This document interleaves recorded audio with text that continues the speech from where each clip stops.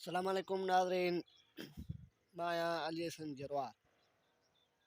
अॼु तव्हांखे मौसम जे बारे सां कुझु अपडेट कंदासीं। सो अगरि तव्हां मुंहिंजे चैनल ते न आहियो त चैनल खे सब्सक्राइब कयो। सो इंशाल्लाह वरी बरसातनि जो हिकु नओं सिस्टम अची रहियो आहे, जेको 2022 में माना पहिरें महीने में जनवरी 2022 जे पहिरें हफ़्ते खां हिकु ॿियो मज़बूत बरसाती निज़ाम जेको बलूचिस्तान जे रस्ते मुल्क में दाख़िल थींदो। सिंध जे काफ़ी हिस्सनि ते मींहुं पवण जा इम्कान आहिनि। इंशाल्लाह जल्द कन्फर्म अपडेट कंदासीं। सो असां सां गॾु रहिजो। अगरि तव्हां असांजे चैनल ते नवां आहियो त असांजे चैनल खे सब्सक्राइब कयो।